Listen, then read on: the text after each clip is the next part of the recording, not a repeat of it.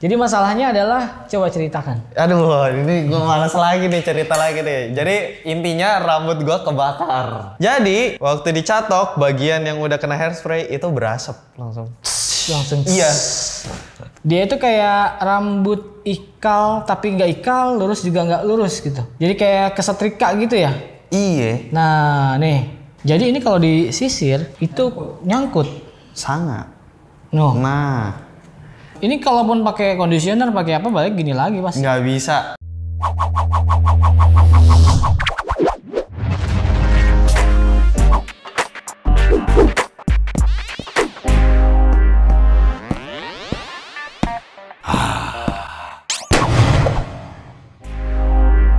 Oke, halo teman-teman, balik lagi sama gue Jule dan sekarang kita seperti biasa akan potong lagi dan di sini sudah ada Mavin yang sudah beberapa kali masuk ke YouTube gue juga dan hari ini dia punya masalah. Ya jadi kalau mau masuk YouTube lu bang harus punya masalah dulu ya.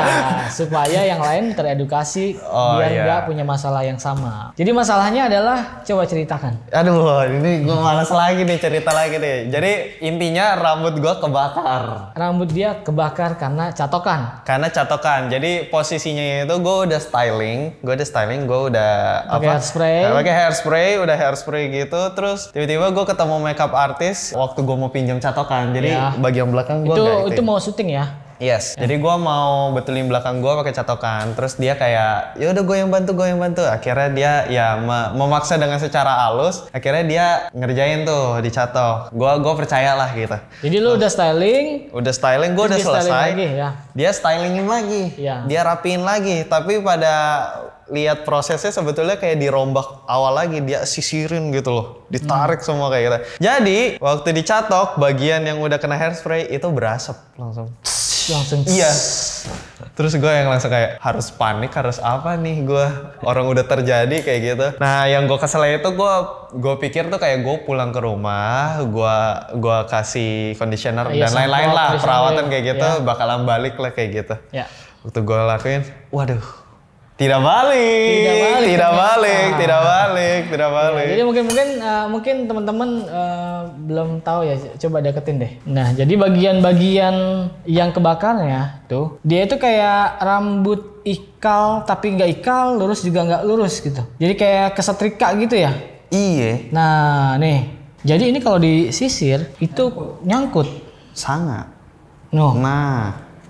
Atau kita gimbal aja. Nah, ambil sama kayak gimbal kusut gitu. Nih, tinggal ditusuk-tusuk. Nih rambut. Ini kalaupun pakai conditioner, pakai apa, balik gini lagi mas. Nggak bisa. Nah, jadi buat temen-temen nih yang suka styling rambut, perhatikan. Jadi tidak bisa dicampur-campur. Kita udah pakai hairspray atau produk apa-apa terus dicatok, itu hancur jadinya. Ini kayaknya kerusakan terparah sepanjang hidup gue deh. Sepanjang hidup lo kerusakan terparah. Ini kerusakan terparah. Ya, jadi kerusakannya cukup dalam ya. Jadi kemungkinan di sini akan gue potong pendek, fohawk atau quiff, agak jambul gitu ya. Cuman gak terlalu pendek. Gue pengen si rambutnya itu tetap ada ininya, ada modelnya. Nggak yang cuman pendek nyelamatin ini doang, tapi tetap ada modelnya. Gitu sambil kita ngobrol, sambil kita potong.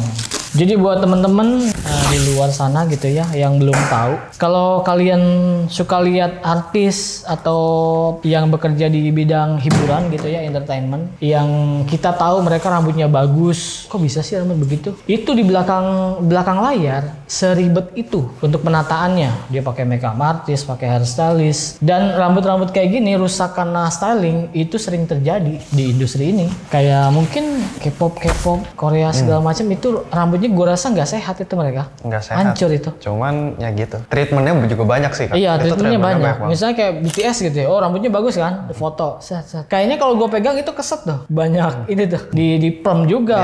Terus. Oh iya. Kita ada perm digituin dulu. Iya kan. Dibuat ikal gitu ya. Dan itu kan kalau setiap hari keseringan gitu kan hancur rambut. Gitu. Jadi kalau kalian mau rambutnya bagus di depan orang-orang, di publik gitu ya, itu memang harus ditata. Dan penataan ini bikin rambut bermasalah, bikin rambut rusak. Jadi harus pilih. Kalian mau rambutnya styling setiap hari bagus kelihatan orang gitu ya, atau natural aja tapi rambutnya sehat. Gitu kan. Kalau gue menyarankan ada di tengah-tengah juga bisa. Kalian kalau mau rambutnya setiap hari rambutnya bagus, terus juga tetap sehat ya kalian perawatan. Perawatannya yang cukup memang ada biayanya gitu untuk rambut. Lu juga kan seribet itu kan sama rambut ini kan? Iya. Lu punya produk styling ada berapa? Oh, gue ada hairspray, ada wax, ada apa sih namanya? Powder yang dari lu juga Kak. Terus ada biasanya gue gini pakai apa namanya? Yang lidah buaya gitu loh.